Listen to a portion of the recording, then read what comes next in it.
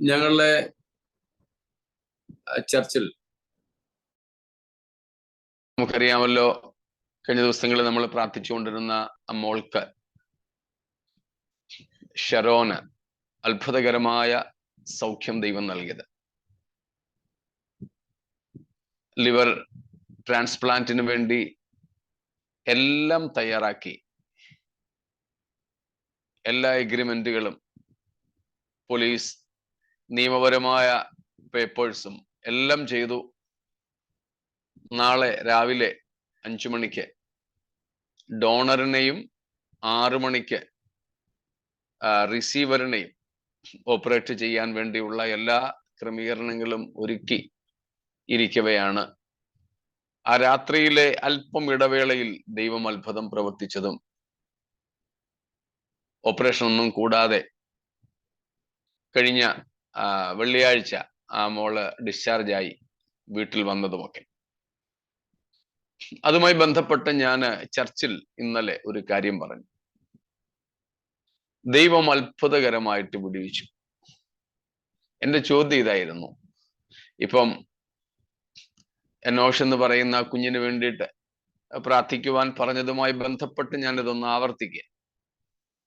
ഞങ്ങളെ ചർച്ചിൽ ഇന്നലെ സംബന്ധിച്ചവർക്ക് ഒരു ആവർത്തനമാകും എന്ന് അറിഞ്ഞുകൊണ്ട് തന്നെ ഞാൻ അങ്ങ് ആവർത്തിക്കുകയാണ്. ഞാൻ ചോദിച്ചത്, ഈ അത്ഭുതം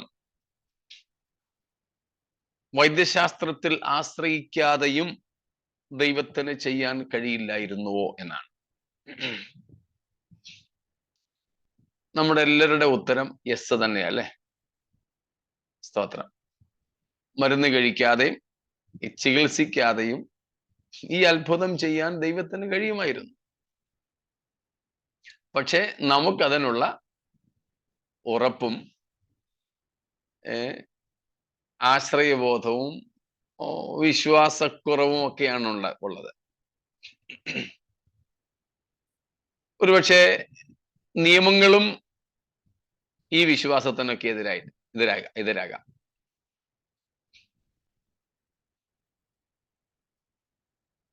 നമുക്കൊക്കെ വിശ്വാസമുണ്ട്, പക്ഷെ ഇല്ലാത്തത് ആശ്രയം. തമ്മിലുള്ള വ്യത്യാസം നമ്മൾ നേരത്തെ ചിന്തിച്ചിട്ടുണ്ട്, അതുകൊണ്ട് ഞാൻ ആവർത്തിക്കുന്നില്ല. ആ സമയത്ത് 3 കാര്യങ്ങൾ ഞങ്ങൾ എടുത്തു പറഞ്ഞു. ഒന്ന്, ദൈവത്തിന് അത്ഭുതങ്ങളെ ചെയ്യാൻ, അല്ലെങ്കിൽ വിടുവിക്കാൻ, അല്ലെങ്കിൽ സൗഖ്യമാക്കുവാൻ കഴിയും എന്ന അറിവും തിരിച്ചറിവും വിശ്വാസവും. 2, ദൈവം വിടുവിക്കും എന്ന ഉറപ്പ്. 3, വിടുവിച്ചാലും ഇല്ലെങ്കിലും ഈ ദൈവത്തിനായിട്ട് തന്നെ കാത്തിരിക്കും, അവനിൽ തന്നെ ആശ്രയിക്കും എന്ന തീരുമാനം. ഇത് 3മാണ് നമുക്ക് വേണ്ടത്. ഇതിൽ നമുക്ക് എല്ലാവർക്കും ഉള്ളത് ഏതാ? ആദ്യത്തേതാ അല്ലേ? ദൈവത്തിന് വിടുവിക്കാൻ കഴിയും. അതിൽ നമുക്ക് ആർക്കും ഒരു സംശയമില്ല. പക്ഷേ വിടുവിക്കുമോ ഇല്ലയോ എന്ന് സത്യത്തിൽ നമുക്ക് ഉറപ്പില്ല. അതിലും തെറ്റൊന്നുമില്ല. വിടുവിക്കുമോ ഇല്ലയോ എന്നതിൽ നമുക്ക് നിശ്ചയമില്ലാതിരിക്കുന്നതിൽ തെറ്റൊന്നുമില്ല. ദാനിയേലിനൊപ്പമുള്ള തൻ്റെ 3 സ്നേഹിതന്മാർ, യഹൂദ ബാലന്മാർ, the Jewish teenagers, the Hebrew teenagers, അസരിയാവും ഹനന്യാവും മിശായേലും, ശദ്രക്കും മേശക്കും അബേദ്നെഗോ എന്നും നമ്മൾ പൊതുവെ വിളിക്കുന്ന ആ കുട്ടികൾ, നെബൂഖദ്നേസർ നിർത്തിയ ബിംബത്തെ നമസ്കരിക്കാതെ അവരെ തീച്ചൂളയിലേക്ക് ഇടുന്ന ഭീഷണിയുടെ അവസ്ഥ വന്നപ്പോൾ, എൻ്റെ കയ്യിൽ നിന്നും നിങ്ങളെ വിടുവിപ്പാൻ കഴിയുന്ന ഒരു ദേവനും ഇല്ല എന്ന് നെബൂഖദ്നേസർ സകല ദൈവങ്ങളെയും വെല്ലുവിളിച്ച് ഈ എബ്രായ ബാലന്മാരെ ഭീഷണിപ്പെടുത്തിയപ്പോൾ അവര് തെല്ലും കുലുങ്ങിയില്ല. അവർ രാജാവിനോട് പറഞ്ഞ കാര്യം നമുക്കറിയാം. രാജാവേ, ഈ വിഷയത്തിൽ ഞങ്ങൾക്ക് ഉത്തരം പറയേണ്ട ആവശ്യമൊന്നുമില്ല. ഞങ്ങളുടെ ദൈവത്തിന് ഞങ്ങളെ നിന്റെ കയ്യിൽ നിന്നും ഈ തീച്ചൂളയിൽ നിന്നും വിടുവിപ്പാൻ ബാക്കി നിങ്ങൾ പറഞ്ഞോ. കഴിയും. സ്തോത്രം. എന്നിട്ട് പറഞ്ഞു, വിടുവിച്ചില്ലെങ്കിലും വിടുവിക്കാൻ കഴിയുമെന്നുള്ളത് ഉറപ്പാണ്. വിടുവിക്കുമോ എന്നുള്ളതിൽ ഞങ്ങൾക്ക് നിശ്ചയമില്ല. സ്തോത്രം. 3-ാം അധ്യായം ദാനിയേൽ പ്രവചനം 17-18 വാക്യങ്ങളാണ്. സ്തോത്രം. വായിച്ചോ, എടുത്തെങ്കിൽ വായിച്ചോ ഒരാൾ. സോഫി തന്നെ വായിച്ചു. Into the blazing furnace, the God we serve is able to save us from it, and he will rescue us from your hand, O king. But even if he does not, we want you to know, O king, that we will not serve your gods or worship the image of gold you have set up. Praise God. ഞാൻ പറഞ്ഞ 3 കാര്യങ്ങളും ഈ 2 വാക്യങ്ങളിലുണ്ട്. ഒന്ന്, അവർ God is able, ഞങ്ങളുടെ ദൈവത്തിന് വിടുവിക്കുവാൻ കഴിയും. 2, he will deliver us from your hands, നിന്റെ കയ്യിൽ നിന്ന് ഞങ്ങളെ വിടുവിക്കും. മലയാളത്തിൽ അതുണ്ടോന്ന് എനിക്കൊരു സംശയമുണ്ട്. വിടുവിക്കും എന്ന പ്രയോഗമുണ്ടോ മലയാളത്തിൽ? വിടുവിക്കും എന്നുണ്ട്, പക്ഷെ ആദ്യം പറഞ്ഞതില്ല, വിടുവിപ്പാൻ കഴിയുമെങ്കിൽ എന്നാണ്. ഓക്കെ. 3-ാമത്തേതാണ് പറഞ്ഞത്, ഇനിയിപ്പം ദൈവം വിടുവിക്കുമോ എന്ന് ഞങ്ങൾക്ക് ഉറപ്പില്ല. അത് ദൈവത്തിന്റെ ഇഷ്ടത്തിൽപ്പെടുന്നതാണ്, കഴിവിൽപ്പെടുന്നതല്ല, ഇഷ്ടത്തിൽപ്പെടുന്ന. ആ ദൈവത്തിന്റെ ഇഷ്ടം എന്താണെന്ന് അറിയത്തില്ല. ഇനി അഥവാ ദൈവത്തിന് വിടുവിപ്പാൻ ഇഷ്ടമില്ലെങ്കിലും, അതാണ് 3-ാമത്തേത്, കമ്മിറ്റ്മെന്റ്. ഞങ്ങൾ നിന്റെ വിഗ്രഹത്തെ നമസ്കരിക്കുന്ന പ്രശ്നമേ ഇല്ല.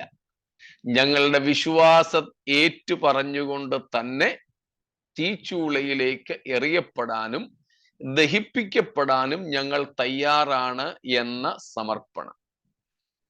ഇത് 3 നമുക്ക് വേണം എന്നാണ് ഈ പറഞ്ഞതിന്റെ സാരം. അതിൽ 1-ാമത്തേത് നമുക്കുണ്ടല്ലേ, our God is able. Yes, we assuredly know that our God is able to do anything, anywhere, for anyone, anytime. ഉറപ്പാ, നമ്മുടെ ദൈവത്തിന് കഴിയും എന്നതിൽ ഒരു സംശയവും ലേശവുമില്ല. എവിടെയും എപ്പോൾ വേണമെങ്കിലും ആർക്കു വേണ്ടി വേണമെങ്കിലും എങ്ങനെ വേണമെങ്കിലും അത്ഭുതം ചെയ്യാൻ നമ്മുടെ ദൈവത്തിന് കഴിയും. ഈവൻ അബ്രഹാമിനെ പോലെ ഇസഹാക്കിനെ യാഗം കഴിക്കാതെ വിടുവിക്കുവാൻ കഴിയുമെന്ന് മാത്രമല്ല, ഇനിയും യാഗം കഴിച്ചു ദഹിപ്പിച്ചു എങ്കിൽ ആ ചാരത്തിൽ നിന്നുപോലും ഇസഹാക്കിനെ മടക്കിത്തരാൻ കഴിയുമെന്ന് വിശ്വസിച്ചവനാണ് അബ്രഹാം. അതാണ് നാം റോമർ 4:17 വായിക്കുന്നത്. മരിച്ചവരെ ഉയർപ്പിക്കുന്ന ദൈവത്തിൽ. അതിനുശേഷം പറയുന്നു, ആശയ്ക്ക് വിപരീതമായി ആശയോടെ അബ്രഹാം വിശ്വസിച്ചു. അപ്പോൾ അങ്ങനെ വരെയും നമ്മൾ വിശ്വസിക്കുന്നു. പക്ഷെ 2-ാം ഭാഗം, വിടുവിക്കുമോ ഇല്ലയോ ഉറപ്പില്ല, അതിലും തെറ്റില്ല. പക്ഷെ 3-ാം ഭാഗമാണ് വേണ്ടത്. വിടുവിച്ചാലും ഇല്ലെങ്കിലും ഈ ദൈവത്തിൽ തന്നെ ആശ്രയിക്കും. സ്തോത്രം. ആ ഒരു വിശ്വാസത്തിന്റെയും ആശ്രയബോധത്തിന്റെയും വളർച്ചയിലേക്ക് ദൈവം നമ്മെ നയിക്കട്ടെ എന്ന് ഞാൻ ആഗ്രഹിക്കുകയും പ്രാർത്ഥിക്കുകയും ചെയ്യുന്നു. ദൈവത്തിന് സ്തോത്രം. കർത്താവ് നമ്മുടെ വിശ്വാസ ആശ്രയ ജീവിതത്തെ ഇനിയും ശക്തമാക്കട്ടെ, വർദ്ധിപ്പിക്കട്ടെ. സ്തോത്രം. അവിഭജിതമായ ഹൃദയസമർപ്പണത്തോടെ, അൺഡിവൈഡഡ് ഹാർട്ടോടുകൂടെ, അവിഭജിതമായ ഹൃദയത്തോടെ നമ്മുടെ കർത്താവിനെ സേവിപ്പാൻ ഇനിയും ദൈവം കൃപ ചെയ്യട്ടെ എന്ന് പ്രാർത്ഥിച്ചു ഏവർക്കും ക്രിസ്തീയ വന്ദനങ്ങൾ നേർന്നു. സർവശക്തനായ ത്രിയേക ദൈവത്തിന് സകല പുകഴ്ചയും മഹത്വവും അർപ്പിച്ചുകൊണ്ടും നമ്മൾ പഠിച്ചു വരുന്ന തിരുവചന ഭാഗത്തേക്ക് നമ്മുടെ ശ്രദ്ധയെ തിരിക്കുന്നു. വെളിപ്പാട് പുസ്തകം 3-ാം അധ്യായത്തിന്റെ 17-ഉം 18-ഉം വാക്യങ്ങൾ ഒന്നും കൂടെ നമുക്ക് വായിക്കാം. Revelation 3:17 and 18 once again please. ഞാൻ ധനവാൻ, സമ്പന്നനായിരിക്കുന്നു, എനിക്ക് ഒന്നിനും മുട്ടില്ല എന്ന് പറഞ്ഞുകൊണ്ട് നീ നിർഭാഗ്യനും അരിഷ്ടനും ദരിദ്രനും കുരുടനും നഗ്നനും എന്ന് അറിയാതിരിക്കിയാൽ നീ സമ്പന്നനാകേണ്ടതിന് തീയിൽ ഊതിക്കഴിച്ച പൊന്നും നിന്റെ നഗ്നതയുടെ ലജ്ജ വെളിവാകാതെ വണ്ണം ധരിക്കേണ്ടതിന് വെള്ളയുടുപ്പും നിനക്ക് കാഴ്ച ലഭിക്കേണ്ടതിന് കണ്ണിൽ എഴുതുവാൻ ലേപവും എന്നോട് വിലയ്ക്ക് വാങ്ങുവാൻ ഞാൻ നിന്നോട് ബുദ്ധി പറയുന്നു. സ്തോത്രം. ലവോദിക്യ സഭയ്ക്കുള്ള സ്വയ സാക്ഷീകരണം നമ്മൾ കേട്ടു. 17-ാം വാക്യത്തിലുണ്ട്. സഭ തന്നെപ്പറ്റി തന്നെ വെച്ചു പുലർത്തുന്ന ഒരഭിപ്രായം. ധാരാളം പേർ ഇതുപോലെ നമ്മുടെ ഇടയിലുണ്ട്. സ്വയ നീതീകരണക്കാർ. അവരെ വേദപുസ്തക ഭാഷയിൽ പരീശന്മാരെന്നാണ് വിളിക്കുന്നത്. Pharisees. They think of themselves on high. They think they are on the esteem of the spirituality. ഭയങ്കര ഭക്തന്മാരാണെന്ന് വ്യാജഭാവമുള്ളവര്. പക്ഷേ വേദപുസ്തകം അവരെ പരീശന്മാരെന്നും ഇച്ചിരൂടെ കടുത്ത ഭാഷയിൽ കപടഭക്തിക്കാർ, ഹിപ്പോക്രിറ്റ്സ് എന്നുമാണ് വിളിക്കുന്നത്. അവിശ്വാസത്തെക്കാൾ അഭക്തിയേക്കാൾ ദൈവം വെറുക്കുന്ന ഒന്നാണ് കപടഭക്തി. സ്തോത്രം. അഭക്തി പിന്നെയും okay, it's natural. To be ungodly, yeah, ungodliness is natural for a natural man, a common sinner. അതിന് അത്രയും ഉള്ള ഒരു നിലവാരമേ ഉള്ളൂ. പക്ഷേ ഈ കപടഭക്തിയാണ് ദൈവം വളരെയധികം വെറുക്കുന്നത്. അതിനുള്ള ശിക്ഷ വളരെ അധികമാണ്. നാം ഒരിക്കലും അങ്ങനെ ആകരുത്. ലവോദിക്യ സഭയുടെ സ്ഥിതിയാണത്. ഒരിക്കലും അങ്ങനെ ആകരുത്.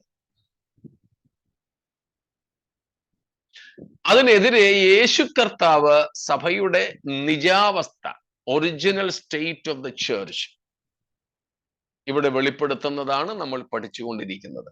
അതിൽ 6 or 7 കാര്യങ്ങൾ നമ്മൾ ചിന്തിച്ചു അല്ലെ. 6ഉം 7ഉമായിരുന്നു കഴിഞ്ഞ ദിവസം നമ്മൾ ചിന്തിച്ചതെന്ന് എന്റെ ഓർമ്മ.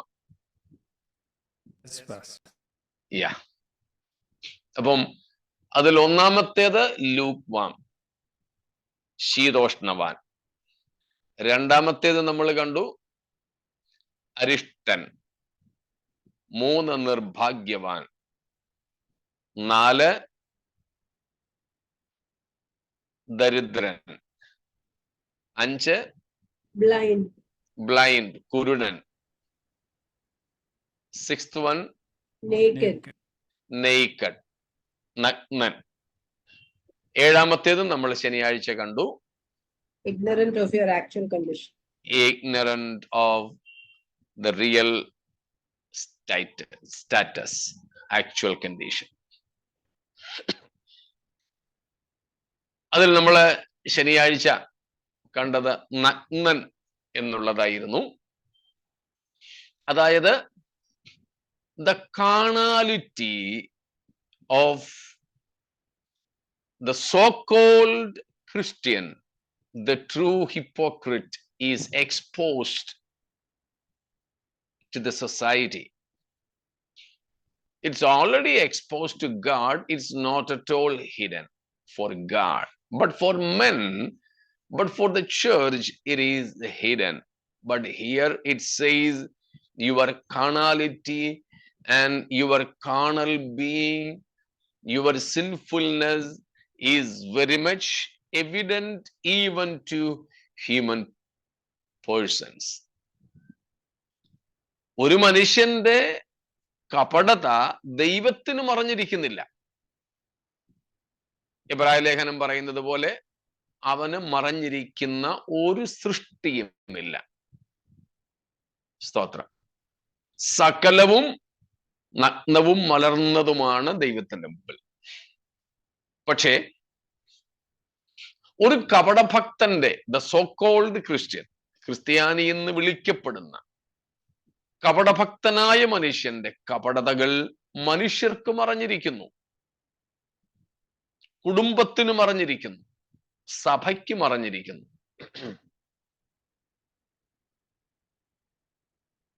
പക്ഷേ ഇവിടെ നീ നഗ്നനെന്ന് കർത്താവ് പറയുമ്പോൾ പറയുകയാണ്, നിന്റെ കപടഭക്തി എനിക്ക് മാത്രമല്ല വെളിവായിരിക്കുന്നത്,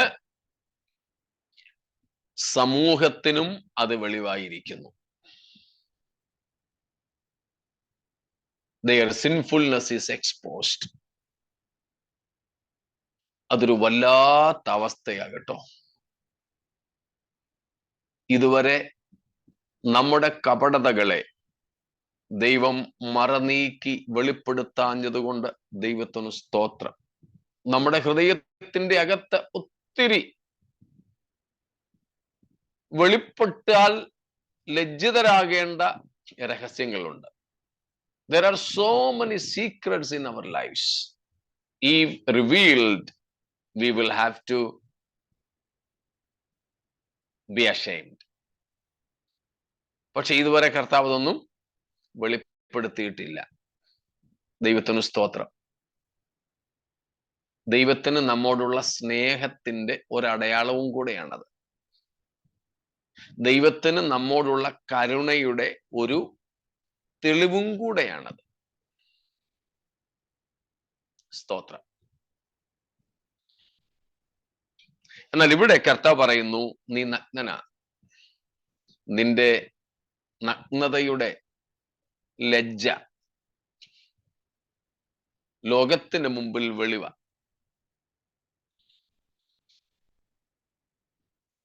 പതിനാറാം അധ്യായത്തിന്റെ 15 വാക്യം കൂടെ വായിച്ചേ. റെവലേഷൻ 16:15, 16:15 കൂടെ. ഞാൻ കള്ളനെ പോലെ വരും, തന്റെ ലജ്ജ കാണുമാറ് നഗ്നനായി നടക്കാതിരിപ്പാൻ തന്റെ ഉടുപ്പ് സൂക്ഷിച്ചും ജാഗരിച്ചും കൊള്ളുന്നവൻ ഭാഗ്യവാൻ. സ്തോത്രം. കർത്താവ് ഒരു മുന്നറിയിപ്പായിട്ട് പറയുകയാണ്, ഞാൻ കള്ളനെ പോലെ വരും. നിനക്ക് ഓടിപ്പോയി തുണിയെടുക്കാനൊന്നും സമയം കാണത്തില്ല. അതുകൊണ്ട് നേരത്തെ തന്നെ ഒരുങ്ങിയിരുന്നോണം. എങ്ങനെ?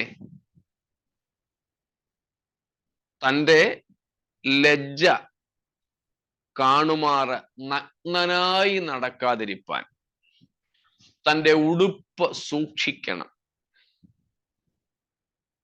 ജാഗരിക്കണം.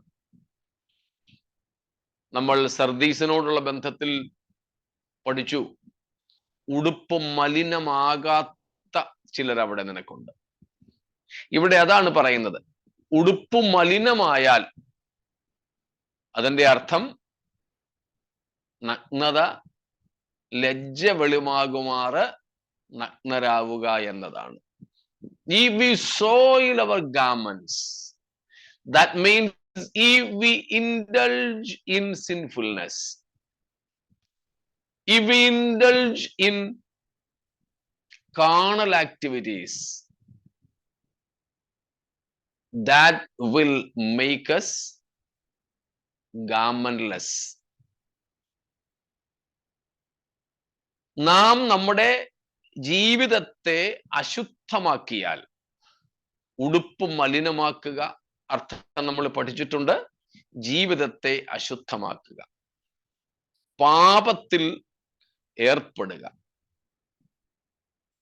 ജഡീയതയിൽ രസിക്കുക, ലൗകികതയിൽ രമിക്കുക,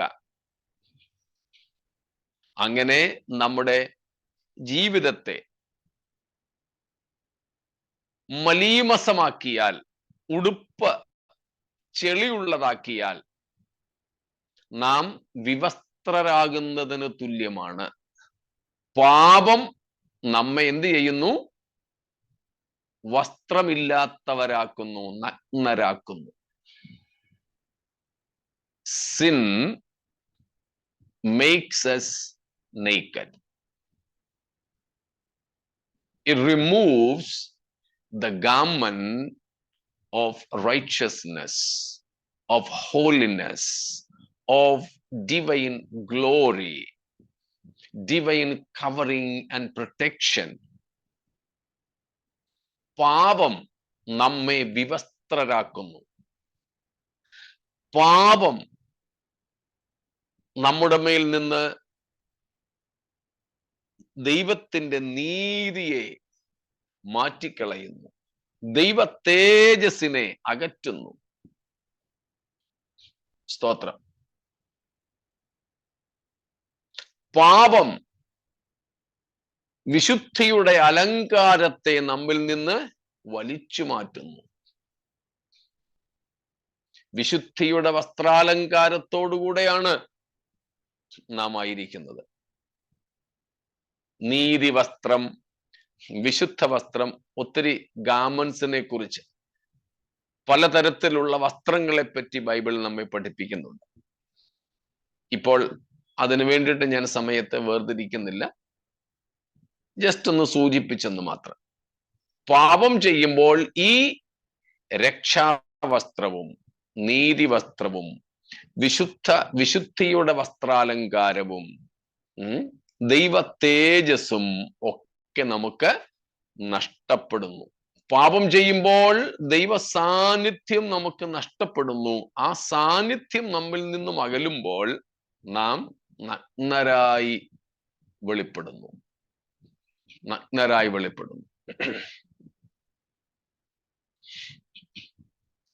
ഒരു ബൾബിന്റെ, പണ്ടത്തെ, ഇപ്പം നമുക്ക് കിട്ടുന്ന ബൾബുകളൊക്കെ വേറെ നിറവും ഒക്കെ ഉള്ളതാണ്, അതുകൊണ്ട് അകത്തെ ഫിലമെന്റ് നമുക്ക് കാണാൻ ഒക്കത്തില്ല.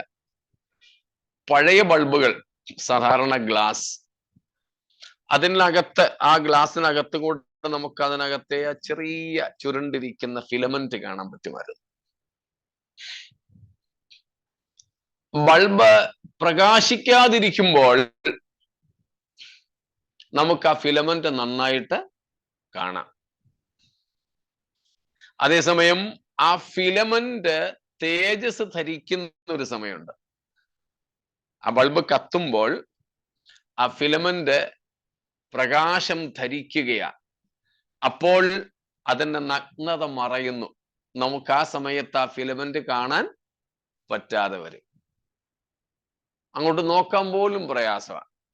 കണ്ണിങ്ങനെ വല്ലാതെ അടച്ചു പിടിച്ച് നമുക്ക് നോക്കാൻ പറ്റുള്ളൂ. നോക്കിയാൽ ഒന്നേ നോക്കൂ, പിന്നെ കുറെ നേരത്തേക്ക് ഒന്നും കാണത്തില്ല. ആ ഫിലമെന്റ് നമുക്ക് കാണാനൊക്കത്തില്ല. കാര്യം എന്താ? ആ ഫിലമെന്റ് പ്രകാശം ഉടുത്തപ്പോൾ അതിന്റെ നഗ്നത മറഞ്ഞു. പ്രകാശം മാറുന്നു, ഫിലമെന്റ് അങ്ങനെ എക്സ്പോസ് ആകുന്നു, നഗ്നത വെളിവാകുന്നു. ഇത് തന്നെയാണ് നമുക്കും. ഇവിടെ ഫിലമെന്റ് നമ്മളാ. ആ ചുരുണ്ടിരിക്കുന്ന കമ്പി, അതിനാ ഫിലമെന്റ് എന്ന് പറയാം, അത് നമ്മളാ. ദൈവസാന്നിധ്യത്താൽ നാം വിശുദ്ധരും നീതിമാന്മാരും തേജസ്സുള്ളവരുമാകുമ്പോൾ നമ്മുടെ നഗ്നത മറയ്ക്കപ്പെടുകയാണ്. പക്ഷേ പാപം ചെയ്താൽ ഈ ദൈവ തേജസ്, ദൈവ സാന്നിധ്യം നമ്മിൽ നിന്നും അകലും. നമ്മൾ ഒറ്റയ്ക്കാകും. നമ്മുടെ നഗ്നത, നമ്മുടെ ലജ്ജ വെളിവാകും. ഇതാണ് സംഭവം. കൂടെ ഉണ്ടല്ലോ? ഇതിന് ശേഷം നമ്മൾ ചിന്തിക്കാൻ പോകുന്നത് ക്രിസ്തുരഹിതയായ സഭ എന്നുള്ളതാണ്. അതും ഇതും കൂടെ ചേർത്ത് വെച്ചോ. ക്രിസ്തു സഭയിൽ നിന്നും മാറിയപ്പോൾ, ക്രിസ്തു സാന്നിധ്യം സഭയ്ക്ക് നഷ്ടപ്പെട്ടപ്പോൾ അവൾ ആരായി മാറി? നഗ്നയായി മാറി. മനസ്സിലാവുന്നുണ്ടെന്ന് കരുതുന്നു. സ്തോത്രം. ഇപ്പോൾ നമ്മുടെ ജീവിതം മലീമസമായാൽ, അശുദ്ധമായാൽ നമ്മൾ നഗ്നരാകും. അത് ലോകമറിയും, നാറ്റമുണ്ടാകും. നമ്മിൽ നിന്നും ക്രിസ്തുവിന്റെ സൗരഭ്യമാണ് പരക്കേണ്ടത്. We are supposed to spread the sweet aroma of Christ, the knowledge of God. സ്തോത്രം. 2 കൊരിന്ത്യർ 2:14-15 നമുക്കറിയാം, അതുകൊണ്ട് വായിപ്പിക്കുന്നില്ല. സ്തോത്രം. ദൈവിക പരിജ്ഞാനത്തിന്റെ സുഗന്ധമാണ്, ക്രിസ്തുവിന്റെ സൗരഭ്യമാണ് നാം പരത്തേണ്ടത്. പക്ഷേ കർത്താവ് നമ്മിൽ നിന്നും മാറിയാൽ, നാം പാപം ചെയ്താൽ ദൈവ സാന്നിധ്യം നമുക്ക് നഷ്ടപ്പെടും. ആ സാന്നിധ്യം നഷ്ടപ്പെട്ടാൽ നമ്മിൽ നിന്ന് കർത്താവിന്റെ നാമത്തിന്റെ സുഗന്ധമല്ല, നമ്മിൽ നിന്നും പാപത്തിന്റെ ദുർഗന്ധമായിരിക്കും പിന്നെ വമിക്കുക. അതിനാൽ അനേകർ മലിനരാകും, അനേകർ അതിനാൽ അശുദ്ധരാകും. അതിന് ഇടയാകരുത്. സ്തോത്രം. അതിനോട് ചേർത്ത് 22-ാം അധ്യായം 14-ാം വാക്യം കൂടെ വായിച്ചോളൂ. 22:14 റെവലേഷൻ, വെളിപ്പാട് തന്നെ. Blessed are those who wash their robes, that they may have the right to the tree of life and may go through the gates into the city.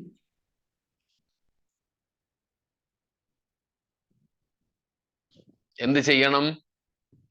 വിശുദ്ധ നഗരത്തിൽ, പുതിയ യെരൂശലേമിൽ പ്രവേശിക്കുവാൻ one should wash his clothes.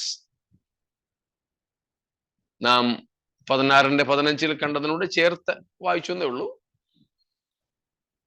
വിശുദ്ധ നഗരത്തിൽ പ്രവേശിക്കുവാൻ നാം നമ്മുടെ വസ്ത്രം അലക്കേണം. അത് വേറെ എങ്ങുമല്ല കൊണ്ട് അലക്കാൻ പറ്റുന്നത്. The very detergent we should wash our robes in is the very blood that shed on the cross. സ്തോത്രം. ക്രൂശിൽ ചൊരിയപ്പെട്ട ദൈവകുഞ്ഞാടിന്റെ ചോരയിലാണ് നാം നമ്മുടെ ജീവിത വസ്ത്രത്തെ അലക്കി വെളുപ്പിക്കേണ്ടത്. വേറെ ഒന്നും നമ്മെ ശുദ്ധീകരിപ്പാൻ പര്യാപ്തമല്ല. അതായത് ശുദ്ധീകരണത്തിനായി നമുക്ക് ക്രൂശിങ്കലേക്ക് ഓടി വരണം. കഴിഞ്ഞ ദിവസവും നമ്മളത് ചിന്തിച്ചതായിരുന്നു. Draw me nearer, nearer. Oh, blessed Lord, to where? To the cross where thou hast died. Yeah, again. Draw me nearer, nearer, nearer, blessed Lord, to thy precious bleeding side.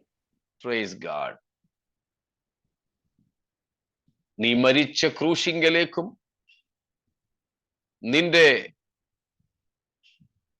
കുത്തിത്തുളയ്ക്കപ്പെട്ട മാറിങ്കലേക്കും എന്നെ ആകർഷിക്കണമേ കർത്താവേ, അടുപ്പിച്ച് ചേർത്ത് നിർത്തണമേ കർത്താവേ എന്നാണ് ഭക്തൻ പാടുന്നത്.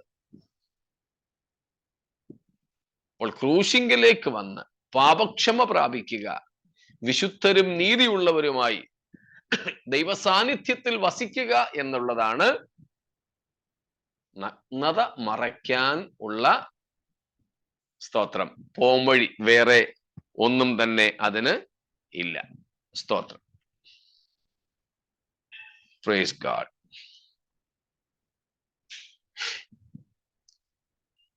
ഇത്രയും കാര്യങ്ങൾ വ്യക്തമാണെന്ന് ഞാൻ കരുതുന്നു. അടുത്തതും നമ്മൾ ചിന്തിച്ചിരുന്നു, the church at Laodicea was ignorant about their own failures. തങ്ങളുടെ പരാജയത്തെപ്പറ്റി, പാപത്തെപ്പറ്റി അജ്ഞരായിരുന്നു ലവോദിക്യ സഭ.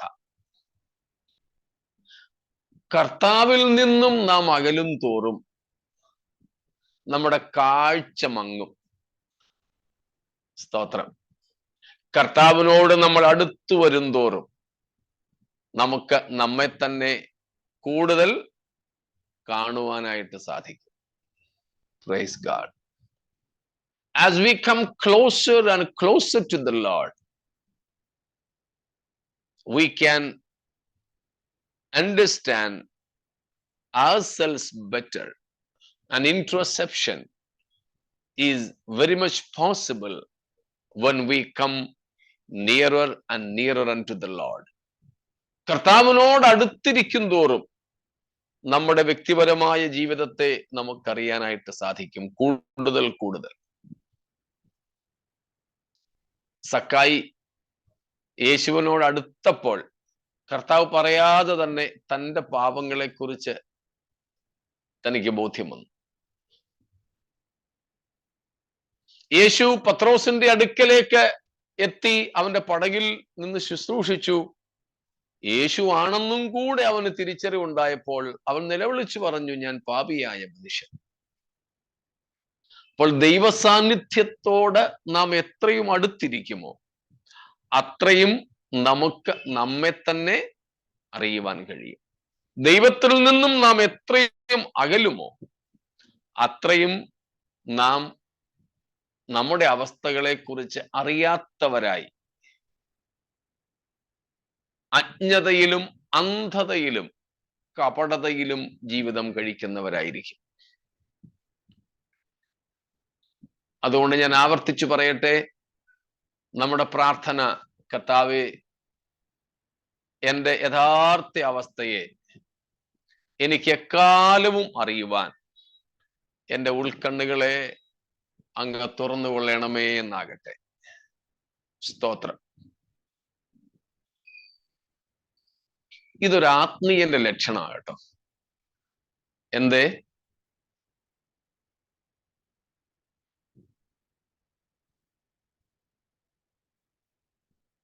Introspection. Yeah. Introspection. Rather, ഒന്ന് വായിച്ചു, നമ്മൾ കഴിഞ്ഞ ദിവസം വായിച്ചതായിരുന്നു. 1 കൊരിന്ത്യർ 2:14-15. 1 Corinthians 2:14 and 15. The man without the Spirit does not accept the things that come from the Spirit of God, for they are foolishness to him, and he cannot understand them because they are spiritually discerned. The spiritual man makes judgments about all things, but he himself is not subject to any man's judgment. Verse 14 says about a natural man, a man without spirit. വളരെ വിചിത്രമായ ഒരു രീതിയാണ്. പ്രാകൃത മനുഷ്യനെ വിളിക്കുന്നത് ആത്മാവില്ലാത്തവൻ എന്നാണ്. രണ്ടർത്ഥത്തിലും അത് ശരിയാ. ദൈവത്തിന്റെ ആത്മാവ് അവനിലില്ല, അവന്റെ ആത്മാവും മരിച്ചു കിടക്കുക. പ്രാകൃത മനുഷ്യൻ മൃഗതുല്യനാണെന്നത് അർത്ഥം. പോട്ടെ, അതല്ല നമ്മുടെ വിഷയം. അങ്ങനെയുള്ളവന് തന്നെപ്പറ്റി യാതൊരു ബോധ്യവുമില്ല. Because he is dead. A dead man cannot understand whether he is having clothes or not. Nothing. ഈ പ്രാകൃത മനുഷ്യൻ ആത്മീയമായി മരിച്ചവനാണ്. മരിച്ചു കിടക്കുന്നവന് കണ്ണാടി നേരെയാണോ ഇരിക്കുന്നത്, കൈ ശരിക്കാന്നോ വെച്ചേക്കുന്നത്, വസ്ത്രം ധരിച്ചിട്ടുണ്ടോ, ഇതൊന്നും അറിയത്തില്ല. അതേസമയം 15-ാം വാക്യമാണ് ഞാൻ പറഞ്ഞത്. A particular nature of or characteristic of a spiritual man. He discerns everything or he judges everything, but he is not at all discerned or judged by anyone else. ഒരു ആത്മീയൻ സകലത്തെയും വിവേചിക്കുന്നു, താനോ ആരാലും വിവേചിക്കപ്പെടുന്നതുമില്ല. അതായത് ഒരാത്മീയനെ മറ്റൊരുവന് നീ ഇങ്ങനെയാടാ കേട്ടോ, ഇങ്ങനത്തെ ഒരു പോരായ്മ നിന്നിൽ ഉണ്ട് എന്ന് തിരുത്തേണ്ട ആവശ്യമില്ലെന്ന് അതിന്റെ അർത്ഥം. ഒരാത്മീയന് അവന് തന്നെ അറിയാം അവൻ എവിടെയെല്ലാം ഇനിയും ക്രമീകരണങ്ങൾ വേണമെന്ന്. ആരും തലയിൽ കൈവച്ച് പറയേണ്ട ആവശ്യമില്ല, കൗൺസിൽ ചെയ്യേണ്ട ആവശ്യമില്ല, ഉപദേശിക്കേണ്ട ആവശ്യമില്ല. അവന് തന്നെ അറിയാം എവിടെയെല്ലാം അവന് വീഴ്ചകളുണ്ട്, ഏതെല്ലാം ഭാഗങ്ങളിൽ ഇനിയും ശുദ്ധീകരണവും ക്രമീകരണങ്ങളും ഒക്കെ വേണമെന്ന്. അതാ പറഞ്ഞത് a characteristic of a spiritual person. No one has to remind him, a spiritual person, of his shortcomings, transgressions, sins, and so on. ഒരു ആത്മീയനെ പാപബോധത്തിലേക്ക് നടത്തേണ്ട ആവശ്യം മറ്റൊരാൾക്ക് വരുന്നില്ല. അവൻ അവനെ തന്നെ അറിയാം. അതുകൊണ്ട് ദൈവത്തിന് പോലും പ്രത്യേകിച്ച് എടാ മോനെ ഇങ്ങനെയൊക്കെ പ്രശ്നമുണ്ട് എന്ന് പറയേണ്ടതില്ല. അവന് തിരുസന്നിധിയിൽ തന്നെ അറിയാൻ സാധിക്കും. നാം ആത്മീയത്തിൽ ക്ഷീണിതരാകും തോറും സ്വന്തം തെറ്റുകളെ ഗ്രഹിപ്പാൻ കഴിയാത്തവരും മറ്റുള്ളവർക്ക് നമ്മെ ഉപദേശിക്കേണ്ട ഒരു ആവശ്യം ഉള്ളവരുമായിട്ട് മാറും. അങ്ങനെ ആകാതിരിപ്പാൻ പിന്നെയും നാം നമ്മെ സമർപ്പിക്കുക. ഇത്രയും കാര്യങ്ങളിൽ എന്തെങ്കിലും വിശദീകരണം വേണമെങ്കിൽ ചോദിച്ചാട്ടെ, ഇല്ലെങ്കിൽ നമുക്ക് മുൻപോട്ട് പോകാം.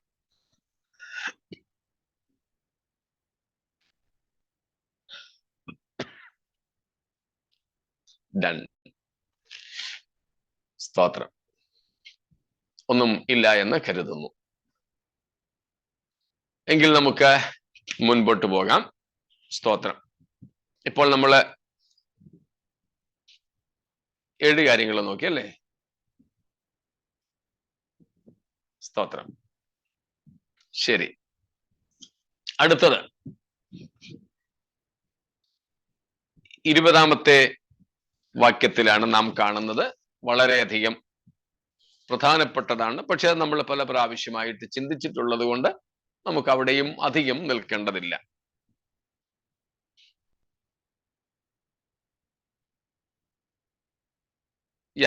Verse number 20. Here I am, I stand at the door and knock. If anyone hears my voice and opens the door, I will come in and eat with him and he with me. അവിടെ നിന്നാണ് നമ്മൾ പഠിച്ചത് സഭയുടെ ഏറ്റവും പരിതാപകരമായ അവസ്ഥ, അല്ലെങ്കിൽ ഇതുവരെ നമ്മൾ ചിന്തിച്ച 7 പോരായ്മകളുടെ മൂല കാരണം. സ്തോത്രം. 7 പോരായ്മകളുടെ മൂല കാരണമാണ് നാം ഇവിടെ കാണുന്നത്. എന്താണ്? Christlessness. This is the utmost loss the church endured. സഭയുടെ ഏറ്റവും വലിയ നഷ്ടമാണ് ഇവിടെ. സ്തേഫാനോസ് മരിച്ചതോ, പത്രോസ് ഉൾപ്പെടെയുള്ള അപ്പോസ്തലന്മാർ കൊല്ലപ്പെട്ടതോ, യൂദ പിശാചിന്റെ പിടിയിൽ അകപ്പെട്ട് ട്രൈറ്ററായി, ഒറ്റുകാരനായി തീർന്നതോ ഒന്നുമല്ല സഭയ്ക്ക് നേരിട്ട ഏറ്റവും വലിയ നഷ്ടം. സ്തോത്രം. സ്തേഫാനോസ് തുടങ്ങി ഇങ്ങോട്ട് വളരെ വളരെ കർത്താവിന്റെ ദാസന്മാർ, മിഷണറിമാർ, അപ്പോസ്തലന്മാർ, പ്രവാചകന്മാർ, പാസ്റ്റേഴ്സ്, സുവിശേഷകന്മാർ ഒക്കെ പല പ്രായത്തിലുള്ളവർ കൊല്ലപ്പെട്ടിട്ടുണ്ട്, രക്തസാക്ഷികളായിട്ടുണ്ട്. ഒക്കെ ശരിയാ. വേറെ ചിലർ പിന്മാറിപ്പോയിട്ടുണ്ട്, പിന്മാറ്റക്കാരായി തീർന്നിട്ടുണ്ട്. ഇതെല്ലാം ശരിയാ. പക്ഷേ ഇതൊന്നും സഭയ്ക്ക് എന്തായിരുന്നില്ല? ഒരു നഷ്ടം എന്ന് പറയാൻ ആയിരുന്നില്ല.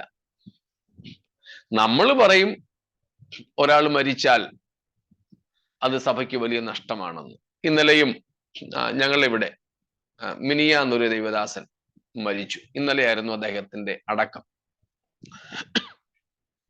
ഞാനൊരു 2 മിനിറ്റേ അദ്ദേഹത്തുമായിട്ട് സംസാരിച്ചിട്ടുള്ളൂ. നവംബർ മാസത്തിൽ ആദ്യവും അവസാനവുമായിട്ട് ഞങ്ങൾ കണ്ടതാണ്.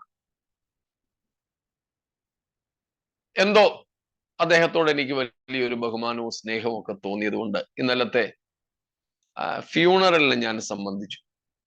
അപ്പോഴാണ് ഞാൻ അദ്ദേഹത്തെ പറ്റി വളരെ അത്ഭുതകരമായ സാക്ഷ്യങ്ങൾ കേൾക്കുന്നത്. He was a criminal from Tamil Nadu, an illiterate man. വെറും അങ്കൂട്ട ചാപ്പ്, ഞങ്ങളുടെ ഭാഷയിൽ പറഞ്ഞാൽ നിരക്ഷരകുക്ഷിയായ, സ്കൂളിൽ പോയിട്ടില്ലാത്ത,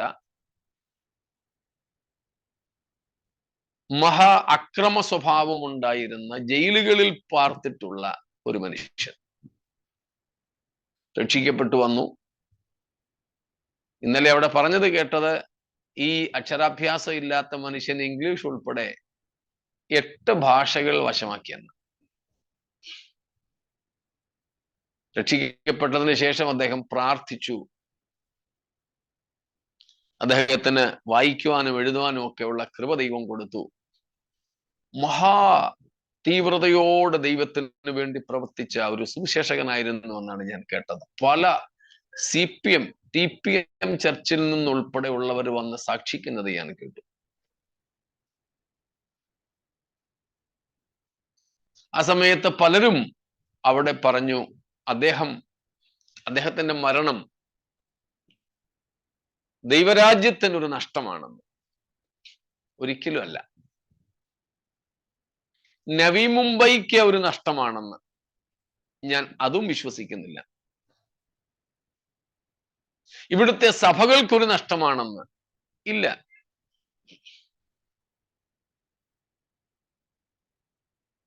തീർച്ചയായും നമുക്ക് ആഗ്രഹമുണ്ട് അങ്ങനെയുള്ള ഭക്തന്മാർ നമ്മോടൊപ്പം ഉണ്ടാകണമെന്നൊക്കെ. അത് ആ ഭാഗം ഞാൻ അംഗീകരിക്കുന്നു. എന്നാൽ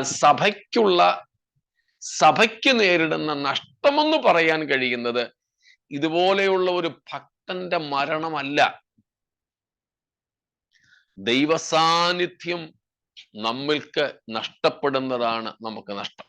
അതല്ലാതെ ഒരു നഷ്ടം സഭയ്ക്ക് സംഭവിക്കുവാനേ ഇല്ല. Even loss of property, possessions, loss of our leadership, nothing of these kinds is a loss for the church. സമ്പത്തുകളുടെ അപഹാരമാകട്ടെ, നമ്മുടെ സഭാ മന്ദിരങ്ങൾ നശിപ്പിക്കപ്പെടുന്നതാകട്ടെ, നമ്മുടെ അക്കൗണ്ടുകളിലെ പണം ഫ്രീസ് ചെയ്യുന്നതാകട്ടെ, ഇതൊന്നും നമുക്ക് നഷ്ടമല്ല. സഭയ്ക്ക് ഇതൊന്നും നഷ്ടമല്ല. പകരം നഷ്ടം ഒറ്റ വിഷയത്തിലേ ഉള്ളൂ. സ്തോത്രം. ദൈവ സാന്നിധ്യം നമുക്ക് നഷ്ടപ്പെടുക.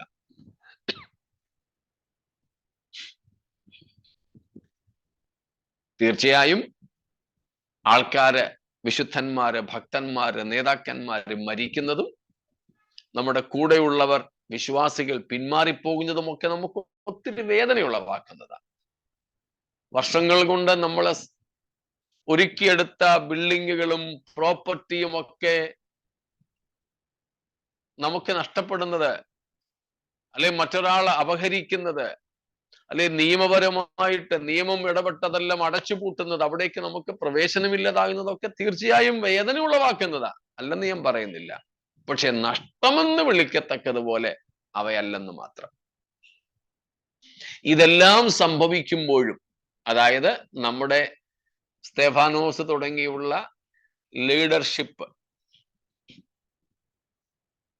നമ്മുടെ നടത്തിപ്പുകാർ രക്തസാക്ഷികളാകുമ്പോഴും, സ്വാഭാവികമായി മരിക്കുമ്പോഴും, അനന്യ സഫീറമാരെ പോലെ, ദേമാസന്മാരെ പോലെയുള്ള, യൂദാമാരെ പോലെയുള്ളവർ പിന്മാറിപ്പോകുമ്പോഴും, നമുക്കുള്ള ഭൗതിക നന്മകൾ അപഹരിക്കപ്പെടുമ്പോഴും, നിയമ വ്യവഹാരങ്ങളിൽ നാം ഒക്കെ കുടുക്കപ്പെടുമ്പോഴുമൊക്കെ, സ്തോത്രം, ഇതെല്ലാം സംഭവിക്കുമ്പോഴും കർത്താവിന്റെ നിറസാന്നിധ്യം നമ്മോടുകൂടെ ഉണ്ടോ? ഇതൊന്നും ഒരു നഷ്ടമല്ല. സ്തോത്രം. എതിരഭിപ്രായം കാണത്തില്ലെന്ന് ഞാൻ കരുതുന്നു. ഉണ്ടെങ്കിൽ പറഞ്ഞോണം. സ്തോത്രം.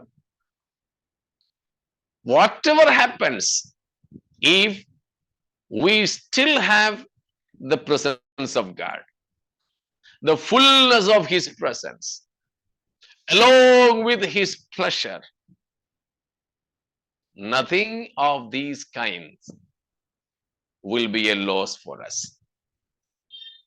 ഞാൻ അത് തിരുവെഴുത്തുകളിൽ നിന്ന് മനസ്സിലാക്കുന്ന ഒരു വസ്തുതയാണ്. സ്തോത്രം. ആർക്കെങ്കിലും അങ്ങനെ അല്ല എന്ന് തോന്നുന്നെങ്കിൽ വിരോധമില്ല, തെളിയിച്ചു തന്നാൽ ഞാനും സ്വീകരിച്ചോളാം. സ്തോത്രം. ഇവിടെ സഭയ്ക്ക് ബാക്കിയെല്ലാം ഉണ്ടായിരുന്നു, ബാക്കിയെല്ലാം ഉണ്ടായിരുന്നു. പക്ഷെ ഇല്ലാതിരുന്നത് ഈ ഒരു സംഗതിയാണ്. The presence of God loss, everything is loss. നമുക്ക് ദൈവസാന്നിധ്യം നഷ്ടപ്പെട്ടോ ബാക്കി എല്ലാം നഷ്ടമാണ്. ഏറ്റവും വലിയ നഷ്ടം ഇതാ. അതാണ് നാം ഇവിടെ കാണുന്നത്. ഇതാ ഞാൻ വാതിൽക്കൽ നിന്ന് മുട്ടുന്നു. പുറത്തു പോകാനല്ല, അകത്തേക്ക് വരാനാ. നമ്മളിപ്പോ കണ്ടായിരുന്നു 7ാമത്തെ കാര്യം, ignorant of their actual condition. Even they were ignorant that they are without Christ. They were ignorant when that presence lost. And why? സ്തോത്രം. ഞാൻ ഒരിക്കൽ നിങ്ങളോട് പറഞ്ഞെന്നാ തോന്നുന്നേ. ഞാന് 1994 95 മറ്റോ യുപിയില് ആഗ്രായിൽ, താജ് നഗരി ആഗ്രായിൽ ഞാൻ സുവിശേഷ വേല ചെയ്യുമ്പോൾ അതിനടുത്തൊരു പട്ടണത്തിൽ ഒരു പാസ്റ്ററിന്റെ നാട്ടിൽ കല്യാണമൊക്കെ കഴിഞ്ഞിട്ട് റിസപ്ഷന് വേണ്ടി എന്നെ വിളിച്ചു. അങ്ങനെ ഞങ്ങളൊക്കെ കൂടെ പോയി. ഒരു സ്കൂളിന്റെ പ്രിമൈസസിൽ വെച്ചാണ് നടക്കുന്നത്. കല്യാണ റിസപ്ഷന് വേണ്ടിയിട്ട് നാട്ടിലായിരുന്നു കല്യാണം. നാട്ടിൽ നിന്ന് കല്യാണം കഴിച്ച് ആദ്യമായിട്ടാണ് ഭാര്യ കേരളത്തിന് പുറത്തു പോകുന്നത്. മലയാളം, എനിക്ക് തോന്നുന്നു മലയാളം മാത്രമേ സിസ്റ്ററിന് അറിയാമായിരുന്നുള്ളൂ. ഈ ദേവദാസൻ ക്ഷണിച്ചതനുസരിച്ച് ഞങ്ങള് കുറേയേറെ പേരുണ്ട്, പല സ്ഥലങ്ങളിൽ നിന്ന് അവിടെ വന്നു. അവിടെ വന്നിങ്ങനെ ഞങ്ങള് അതിലെ പ്രധാനപ്പെട്ട അതിഥികളായ പാസ്റ്ററിനെയും ഭാര്യയും, പുതുതായിട്ട് കല്യാണം കഴിച്ചു വന്നിരിക്കുന്ന പാസ്റ്ററിനെയും ഭാര്യയും പ്രതീക്ഷിച്ച് ഞങ്ങളൊക്കെ ഇങ്ങനെ നിൽക്കുമ്പം ഈ പഴയ സമയമാണേ, വണ്ടിയും പ്രത്യേകിച്ച് ഒന്നുമില്ല. ഈ പാവം ദേവദാസന് സൈക്കിളേ ഉള്ളൂ, ഞങ്ങൾക്കൊക്കെ അന്ന് സൈക്കിളേ ഉള്ളൂ. ഈ പാവം ദേവദാസൻ ഇതുവരെ ഇവിടെ നിന്ന് ഇവിടെ ക്രമീകരണങ്ങളൊക്കെ ചെയ്തിട്ട് റൂമിലോട്ട് പോയി ഒരുങ്ങി ഭാര്യയെ വിളിച്ചുകൊണ്ട് വരാൻ വേണ്ടി പോയതുകൊണ്ട് ഞങ്ങളിങ്ങനെ അദ്ദേഹത്തെ കാത്തു നിൽക്കുമ്പോൾ കാണാം അദ്ദേഹം കോട്ടും സൂട്ടും ടൈയും ഒക്കെ കെട്ടി സൈക്കിള് ചവിട്ടി വേർത്തൊലിച്ചു വരുന്നു. ഞങ്ങളൊക്കെ അതിശയത്തോടെ നോക്കി, ഭാര്യയെ കാണുന്നില്ല, അദ്ദേഹം ഒറ്റയ്ക്കേ ഉള്ളൂ, കോട്ടും സൂട്ടും ഒക്കെ ഉണ്ട്. അദ്ദേഹം വന്ന് ഇറങ്ങി വളരെ ധൃതിയിൽ, ലേറ്റ് ആയതുകൊണ്ട് ഞങ്ങളുടെ അടുക്കലേക്ക് ഇങ്ങനെ വന്നപ്പോ ഞങ്ങൾ ചോദിച്ചു, സിസ്റ്റർ എന്തിയേ? ഉണ്ടല്ലോ കൂടെ.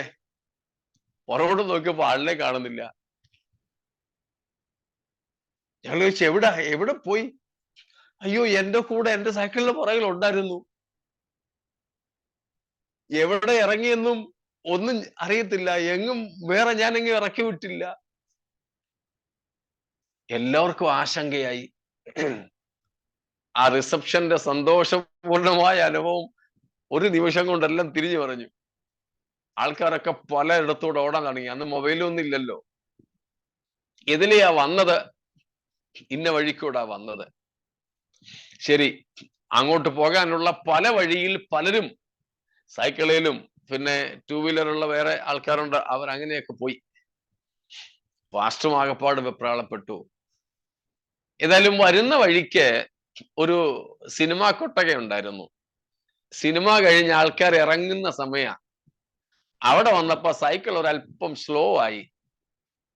പരിചയമില്ലാത്ത സിസ്റ്റർ അവിടെ അങ്ങ് ഇറങ്ങി. പാസ്റ്റർ അറിഞ്ഞതുമില്ല. അദ്ദേഹം ഈ ധൃതിക്ക് ചവിട്ടി വിട്ടിങ്ങ് പോരുന്നു. ഏതായാലും തിരിച്ചു ചെന്നപ്പോൾ ഇറങ്ങിയിടത്ത് തന്നെ ആള് നിപ്പുണ്ട്. അതുകൊണ്ട് വേറെ കുഴപ്പമില്ലാതെ തിരിച്ചു വിളിച്ചോണ്ട് വന്നു. ഇതുപോലെ നമ്മൾ പലപ്പോഴും യാത്ര ചെയ്യുക, യാത്രയുടെ തുടക്കത്തിൽ ആരുണ്ടായിരുന്നു? ക്രിസ്തു. പക്ഷേ വഴിയിൽ എവിടെയോ കർത്താവ് ഇതുപോലെ ഇറങ്ങിപ്പോയി. പക്ഷെ ലവോദിക്യ സഭയ്ക്ക് എവിടെയാണ് കർത്താവ് ഇറങ്ങിയതെന്ന്, എപ്പോഴാണ് കർത്താവ് പോയതെന്ന് വല്ലം പിടികിട്ടിയോ? ഇല്ല. സ്തോത്രം. ഇത് സഭയുടെ അവസ്ഥയാണ്. യേശുക്രിസ്തുവിന്റെ 12ാമത്തെ വയസ്സിലെ ദേവാലയ യാത്രയൊക്കെ നമുക്കറിയാം. ഇതുപോലെ തന്നെ മറിയയും യോസേഫും ഉൾപ്പെടെയുള്ള കുടുംബക്കാരൊക്കെ കൂടെ ബാലൻ കൂടെ ഉണ്ടാകുമെന്ന് കരുതി ഇങ്ങ് പോരുന്നു. പക്ഷേ വൈകുന്നേരത്ത് സംഭവം തിരിച്ചറിയുന്നത്. ഏതായാലും തിരിച്ചറിഞ്ഞു, തിരികെ പോയി, കുട്ടിയെ കിട്ടി. സ്തോത്രം. പ്രിയരെ, ഇത് വളരെ പ്രധാനപ്പെട്ട സംഗതിയാണ്.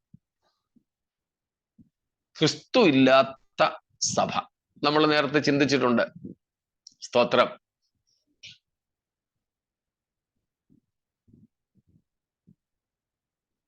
തിരുസാന്നിധ്യം നഷ്ടപ്പെട്ട സഭ പിന്നെ സഭ അല്ല. What makes the church is the very indwelling presence of God.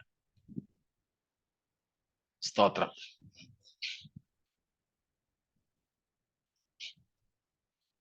Not a fattened heart, but it is loss. ഇവൻ കോൺഷ്യസ് പോലും അല്ല, സുബോധം പോലും നഷ്ടപ്പെട്ട സഭയെന്ന് നമുക്ക് തന്നെ വിളിക്കാം.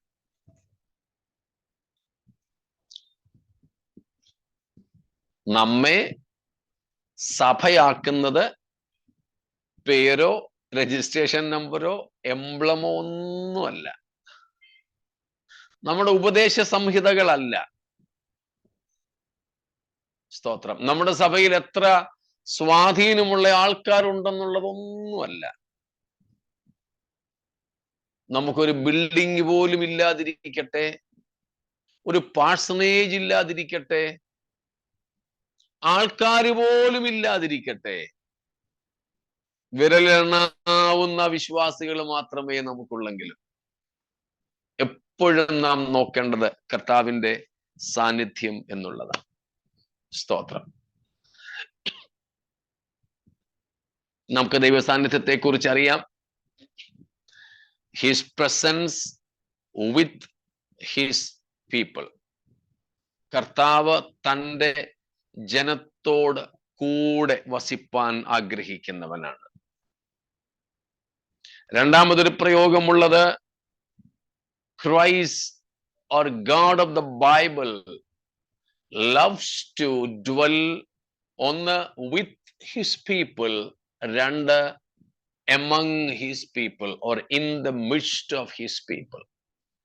തൻ്റെ ജനത്തോട് കൂടെ വസിക്കാൻ ഇഷ്ടപ്പെടുന്ന ഒരു ദൈവം, രണ്ട് അവരുടെ മധ്യേ വസിക്കുവാൻ ഇഷ്ടപ്പെടുന്ന ഒരു ദൈവം.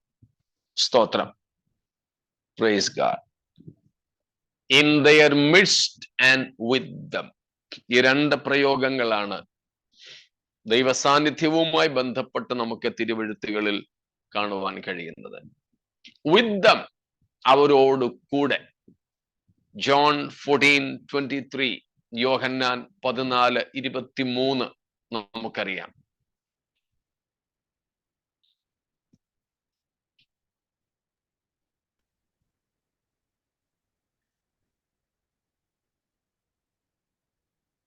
Jesus replied, "If anyone loves me, he will obey my teaching. My Father will love him, and we will come to him and make our home with him." Make our home with him. Whether it is an individual Christian or a congregation. വ്യക്തിപരമായി ഒരു ദൈവഭക്തനോട് കൂടെയും സഭയായും ഇത് സത്യമാണ്. കർത്താവ് നമ്മോട് കൂടെ. കർത്താവ് നമ്മോട് കൂടെ. നമുക്കറിയാം മത്തായി 1:22 ഇമ്മാനുവേൽ, അർത്ഥം നമുക്കറിയാവുന്നത് കൊണ്ട് വായിക്കുന്നില്ല. ദൈവം നമ്മോട് കൂടെ. The resurrected Christ promised to the church. ഉയർത്തെഴുന്നേറ്റ യേശുക്രിസ്തുവിന്റെ ശിഷ്യന്മാരോടുള്ള കൽപ്പന, വാഗ്ദത്തം, ഗ്രേറ്റ് കമ്മീഷൻ എന്ന് നമ്മൾ വിളിക്കുന്ന, മഹാനിയോഗം എന്ന് വിളിക്കുന്ന മത്തായി 28:20 ബിഹോൾഡ്. എടുത്തെങ്കിൽ വായിച്ചോ. And teaching them to obey everything I have commanded you, and surely I am with you always to the very end of the age. Praise God. The very promise of the ascending Christ. ഉയർത്തെഴുന്നേറ്റ, സ്വർഗാരോഹണം ചെയ്യാൻ പോകുന്ന കർത്താവിന്റെ വാഗ്ദത്തമാണ് സഭയ്ക്ക്. കണ്ടാലും ലോകാവസാനത്തോളം എല്ലാ നാളും ഞാൻ നിങ്ങളോട് കൂടെ. അപ്പൊ ഇവിടെ എല്ലാം നമ്മൾ കാണുന്നത് കർത്താവ് നമ്മോട് കൂടെ. ഇനിയും 1-2 വാക്യങ്ങൾ നമ്മുടെ മധ്യേ എന്നുള്ളതിന്. among us, in our midst. Matthew 18:20, Mathai 18:20. രണ്ടോ മൂന്നോ പേർ എന്റെ നാമത്തിൽ കൂടി വരുന്ന ഇടത്തൊക്കെയും ഞാൻ അവരുടെ നടുവിൽ ഉണ്ട്. ഞാൻ അവരുടെ നടുവിലുണ്ട്. സ്തോത്രം. ലൂക്കോസ് 24:36, 24:36 ലൂക്ക്. ഇങ്ങനെ അവർ സംസാരിച്ചു കൊണ്ടിരിക്കുമ്പോൾ അവൻ അവരുടെ നടുവിൽ നിന്നു. അവരുടെ നടുവിൽ നിന്നു. Most of the times God is among them. നമുക്ക് വെളിപ്പാട് പുസ്തകത്തിൽ തന്നെ 1-ാം അധ്യായത്തിൽ അറിയാമല്ലോ, 13-ാമത്തെ വാക്യം മുതൽ കാണുന്നത് 7 പൊൻനിലവിളക്കുകളുടെ നടുവിൽ നടക്കുന്ന യേശു. 7 പൊൻനിലവിളക്കുകൾ നമുക്കറിയാം, റെപ്രസെന്റിങ് 7 churches. 7 സഭകളുടെ പ്രാതിനിധ്യമാണ് 7 പൊൻനിലവിളക്കുകൾക്ക്. അപ്പോൾ യേശുവിന്റെ സ്ഥാനം സഭയുടെ നടുവിലാണ്. സ്തോത്രം. വ്യക്തിപരമായി നമ്മോട് കൂടെ, സഭയിൽ നമ്മുടെ നടുവിൽ. പക്ഷേ ഇത് രണ്ടും നഷ്ടപ്പെട്ട അവസ്ഥയായിരുന്നു ലവോദിക്യ സഭയ്ക്ക്. സ്തോത്രം. എന്താണ് ദൈവസാന്നിധ്യം നമുക്ക് നഷ്ടപ്പെടുവാൻ കാരണം? സ്തോത്രം. What is the reason for the loss of God's presence? ദൈവസഭയ്ക്ക്, ദൈവജനത്തിന് ദൈവസാന്നിധ്യം നഷ്ടപ്പെടാൻ എന്താ കാരണം? So their callous heart. Pardon? Their callous heart. Okay.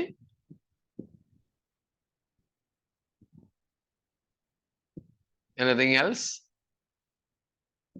Because they had distanced themselves from the Lord because of hypocrisy. Okay. Self-justification.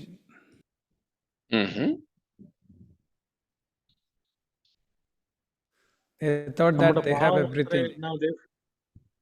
നമ്മുടെ പാവം മാത്രമേ നാമും ദൈവം തമ്മിലുള്ള അകറ്റുന്നത്. Yeah, the key reason for the loss of God's presence is sin.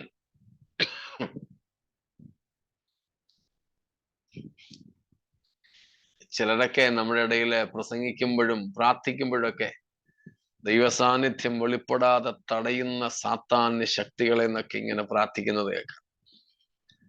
കർത്താവിന്റെ സാന്നിധ്യത്തെ തടയാൻ സാത്താന് പറ്റുമോ? നോ. ആ പ്രാർത്ഥനയ്ക്ക് ആമീനൊന്നും പറയരുത് കേട്ടോ. അങ്ങനെ സാത്താന് തടയാൻ കഴിയുന്ന ഒരു ദൈവസാന്നിധ്യം ഉണ്ടെങ്കിൽ നമുക്ക് വേണ്ടെന്ന് പറഞ്ഞത്.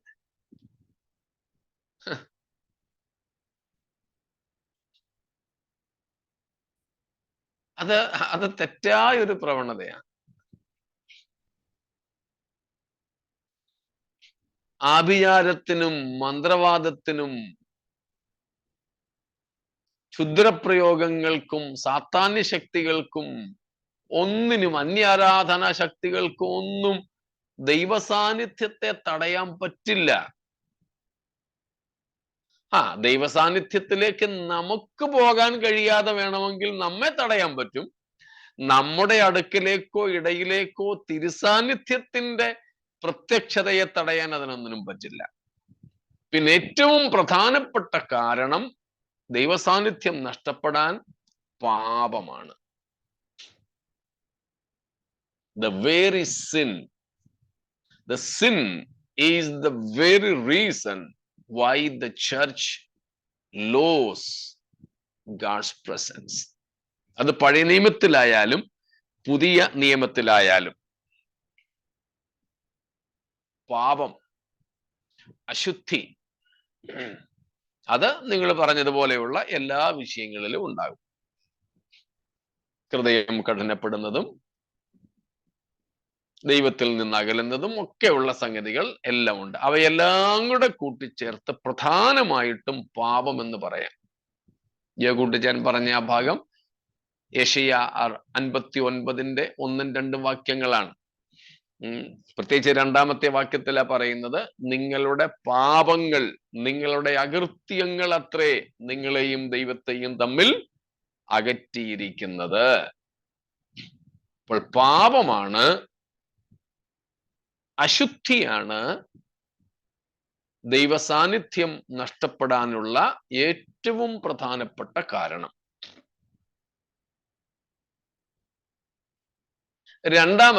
രണ്ടാമതൊരു കാരണം അതാണ് despising the presence of God.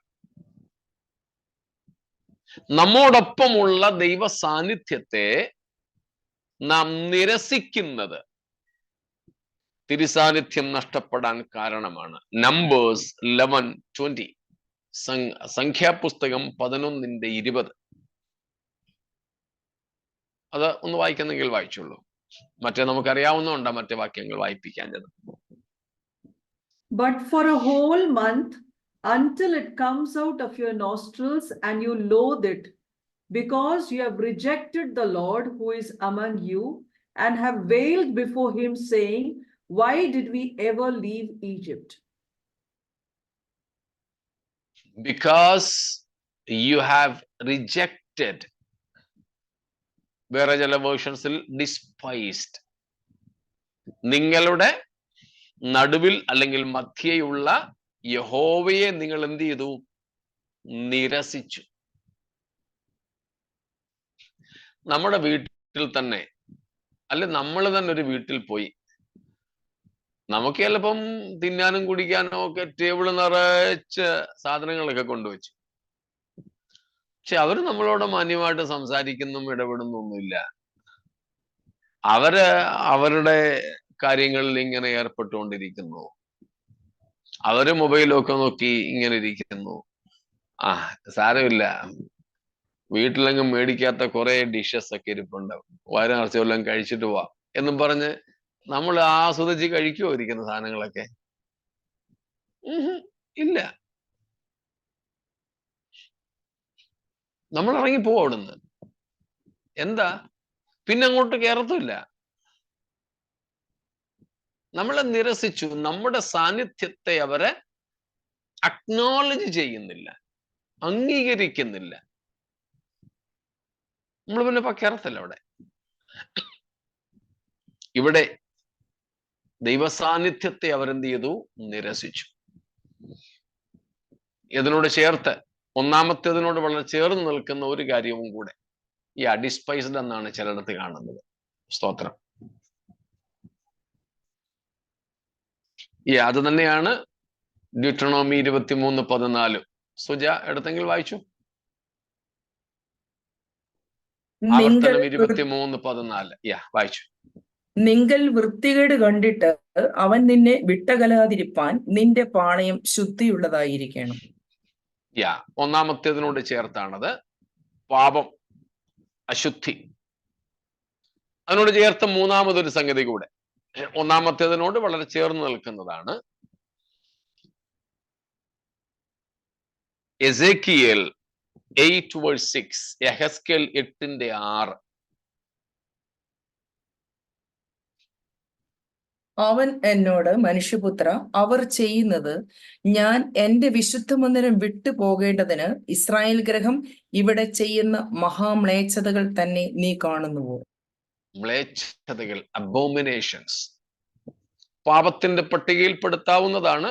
എന്നാൽ വെറും ഒരു പാപം എന്നതിനേക്കാൾ വളരെ തീവ്രമായ പാപത്തിന്റെ ഒരവസ്ഥയാണ്. ദൈവത്തിന്റെ സാന്നിധ്യം നഷ്ടപ്പെടുന്നതിന് കാരണമായി തീരുന്ന മ്ലേച്ഛതകൾ.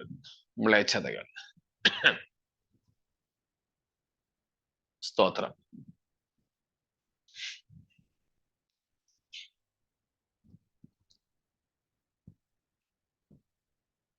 അപ്പോൾ ഇങ്ങനെയുള്ള കാരണങ്ങളാണ് ദൈവസാന്നിധ്യം നഷ്ടപ്പെടുന്നതിനായിട്ടുള്ളത്. ഈ പാപങ്ങളിലും മ്ലേച്ഛതകളിലും ഒക്കെ ഡിസൊബീഡിയൻസ്, അനുസരണക്കേട് വരും, റിബല്യൻ, മത്സരബുദ്ധി വരും, സ്റ്റബോൺനെസ്, ശാഠ്യം വരും, ഐഡലട്രി, വിഗ്രഹാരാധന വരും, ഡിസൊബീഡിയൻസ്, അനുസരണക്കേട് വരും. അങ്ങനെയുള്ള സംഗതിയാണ്. ദൈവം അവരെ ഉപേക്ഷിക്കുന്ന സംഗതിയാണ് നാം എക്സോഡസ് 32 കാണുന്നത്. പുറപ്പാട് 32 ദൈവം അവരെ ഉപേക്ഷിക്കുന്നു. രണ്ട് സംഗതിയുണ്ട്. Withdrawing God's presence from among his people. ജനത്തിന്റെ ഇടയിൽ നിന്ന് ദൈവം വാങ്ങിപ്പോകുന്ന ഒരവസ്ഥയുണ്ട്. രണ്ടാമത് casting people out of his presence. തന്റെ സന്നിധിയിൽ നിന്നും ജനത്തെ തള്ളിക്കളയുന്ന അവസ്ഥയുമുണ്ട്. സ്തോത്രം. അല്പവും കൂടെ നമുക്കത് കർത്താവിന്റെ വരവ് താമസിച്ചാൽ നാളെ ചിന്തിക്കാം. സമയം ഇന്ന് തീർന്നു പോയതുകൊണ്ട് ആർക്കും ബുദ്ധിമുട്ടാകാതിരിക്കാൻ വേണ്ടി ഇപ്പോൾ നിർത്താമെന്ന് ഞാൻ കരുതുന്നു.